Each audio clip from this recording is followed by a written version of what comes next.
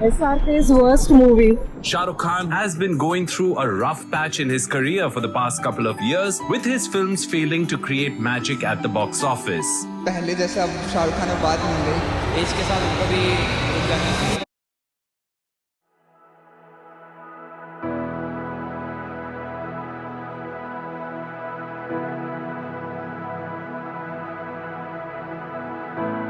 अभी भी आप मानते हैं कि अगर सबसे बड़ा है तो वो शाहरुख खान है? अब तो दुनिया मानती है। अब मैं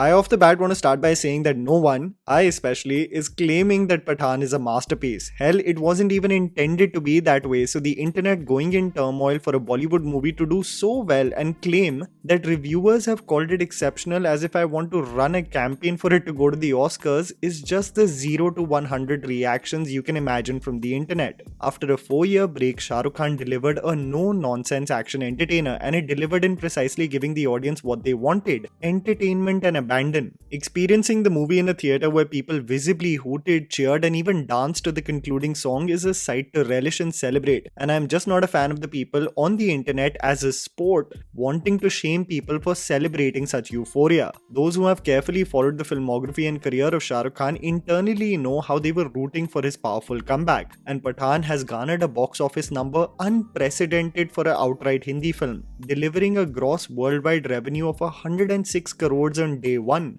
Doubters, hate campaigns, and those who wanted to sabotage the release of the film have been really quiet lately. While Shah Rukh Khan is well and truly back at the movies and the film has had 2 days to simmer down with respect to discussions around it, let's get into the finer details and more importantly discuss in the comments below what we felt about several facets in the film. There is a lot to pack in, so let's get to discussing. I think when you look at the staging of John Abraham's introduction shot as General Qadir is assigning him the new mission, the gym theme actually works perfectly for the convincing and almost show-stealing performance John showed everyone. The integration of Article 370 as a trigger for the movie to start actually worked effectively. Of the supporting cast, someone who I did not expand upon in my review was the convincing performance of Dimple Kapadia, who stands out both in the silly sequences with Ashutosh Rana where carefree comedy is placed and even when her experience as a performer is put to the test when she is infected and instructs Pathaan to take charge. More on that later. Let's stick to moving forward in chronological order. I thought that Pathaan trapping himself as his introduction set piece was absolutely to marvel at. The scruffy hair keeping his identity at bay, only to stare at the goon's eyes on cue and say "Zinda hai," immediately delivered claps and hysteria.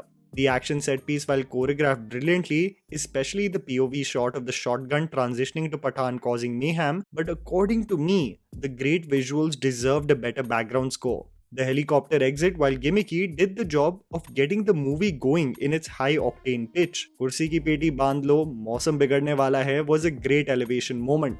The atmosphere was set for the film. The formulation of Joker and the dynamic between Shah Rukh Khan and Dimple Kapadia was organic and natural, but one of the action set pieces that actually stood out for me was the mission to stop Jim from capturing the scientists in Dubai. I genuinely think that one of the biggest strengths of Pathaan is that they packaged and staged the entry of John sometimes even better than Pathaan. The car chase ensues, Jim in pure Abbas Mastan flavor has a plan within a plan and crashes with Pathaan's car. I actually heard women exclaiming that John has not looked better while stepping out of the interval. They really packaged and presented him as a worthy antagonist that not only is great with his plans but looks amazing as well.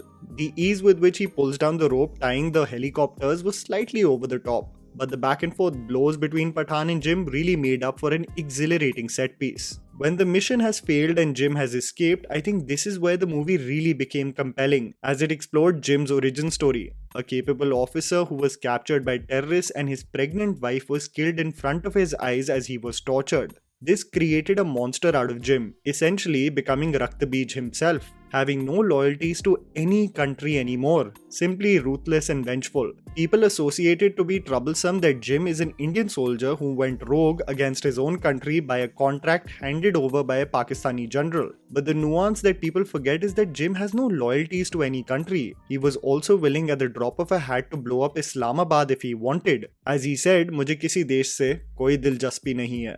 The biggest reveal, however, in the entire set piece was how Jim was partners with Kabir, and if War 2 is being explored, it would be so interesting if John and Hrithik join hands together and they explore how they were backstabbed by Khalid's father, as they were going in for the kill for someone evil. As Jim is not technically found dead, it would be interesting how they explore his character in future installments because they've landed on a gold mine with John and the impact that this character had. Besharam Rang, other than its mid-quality, I liked that it transitioned to an actual scene in the movie. John smirking at Pathaan falling for the honey trap was absolutely on point. The smirk that John is often made fun for fits the situation perfectly, and as people were calling the Bhagwa Rang the problem in Besharam Rang, the real Besharam Rang were the tiny white shorts John was wearing. Women were gasping in the theatre, I'm not even lying. I loved Jim and Pathaan's back and forth in the attempt for him to join his alliance. Jim calling him a servant, Pathaan telling him that he has already dug his grave. The lack of proximity almost felt like John would have kissed SRK, but it presumably was only a case of intimidation. This is the point from where I feel the film falters in its tonality and execution.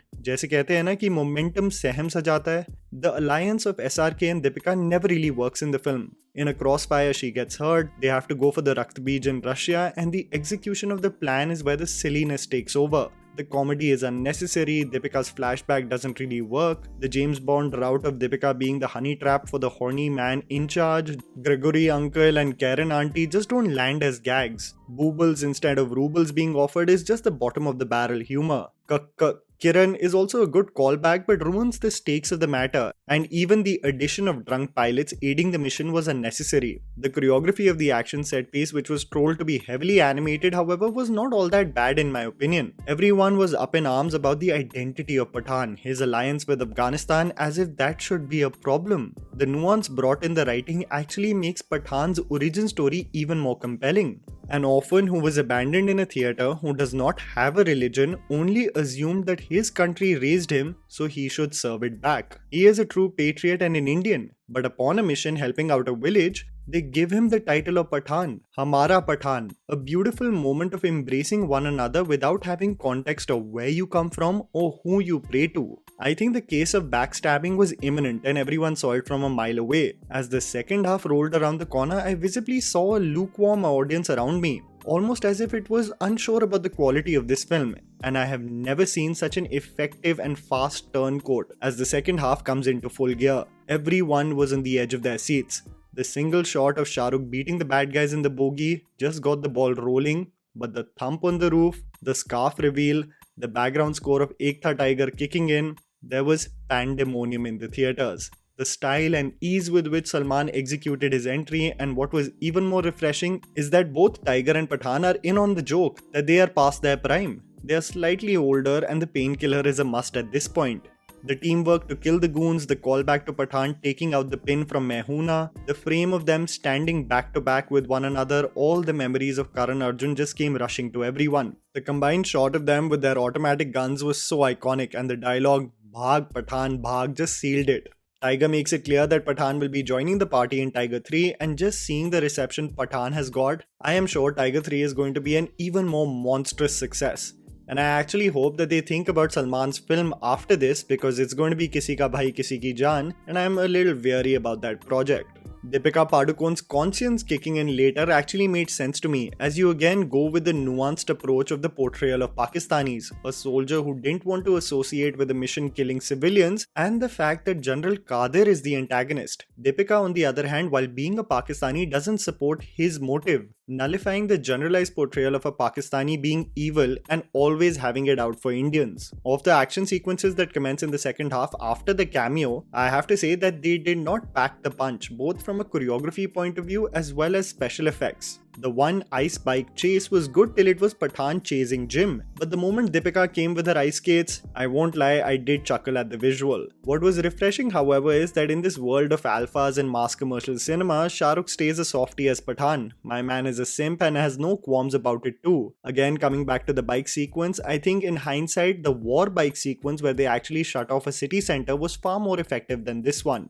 John's rage in executing the demo Rakht Beej leading to Dimple Kapadia's rousing speech not to bow down to a petty terrorist really landed well. Both John and Dimple Kapadia delivering the goods as an antagonist who has no morals left, and Dimple who wants to leave the world with her chin held up high. The moment death is imminent and Pathaan exits in the corridor, a teardrop falls as he hears a gunshot, knowing that Dimple is no more. A very effective sequence for those who consider Pathaan to be emotionally distant and not deep. I loved John's rage again going into full gear for Kader, doubting his intentions, but Shahrukh's fake out with his Pathaan family really worked well as a twist. Throwing off Jim where Pathaan drops the iconic dialogue of Pathaan ke ghar pe party rakhoge. Instantly there were screams in the theatre. The case of jetpacks was funny, and I don't know whether the intention was to be self-aware, but there is a moment where Pathaan actually looks at the jetpack and has an expression of seriously. It was quite funny. Let's be honest, the jetpacks were an overkill and Siddharth just wanting to make his heroes fly, dive and do anything that could beat the laws of physics. The movie, however, gets exhilarating as ever when one gets to know that this was also a trap by Jim. The convenience of commercial cinema kicks in though, where the hero has to win. But what I didn't envision was that I would literally facepalm at the creativity of making Jim, who has bamboozled everyone every step of the way, to literally explain and announce the time and where his detonator is to Pathaan, which could literally sabotage everything. That element in the script I thought was the dumbest, as Jim always portrayed to be 10 steps ahead of everyone and he just pulled off the dumbest move right in the end. Pathaan saves the day, of course, and I think with Shah Rukh's delivery, the silliness that comes with mass commercial action films also gets forgotten because it embraces the pitch, bravado and this over-the-top nature. And this conviction led by stars was missing in most Bollywood films, and I think Siddharth Anand right now is at the top of his game for extracting that out for Hindi cinema. I would have wished for a slight glimpse of Hrithik Roshan as Kabir though. My hypothetical was, it would have been so iconic if Kabir was actually a passenger on the plane. Imagine if the pilot's dialogue of "What do we do, sir?" transitioned to the war soundtrack kicking in and the camera just pans towards the aisle and Hrithik with his shades just pops his head and tilts it and says, "Need any help?" Oh, the crowd would have went wild. Other than his name being mentioned, I would have loved his glimpse in the end in a photograph, in a file or something. It just builds up the hype for the spy universe so much more. The mid-credits though was the icing for me, solidifying that our 90s stars are not going anywhere. My theatre erupted when Shahrukh said his dialogue, "हमें ही करना पड़ेगा भाई, देश का सवाल है, बच्चों पे नहीं छोड़ सकते." Making me also think that Salman's next venture should be Tiger 3 and not the Veeram remake, because the hype will be unprecedented with that film and the sheer impact Salman has had with the cameo in Pathaan.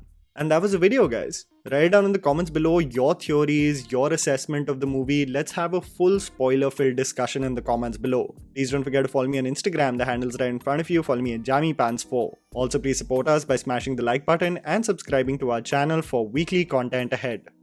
Thank you for watching.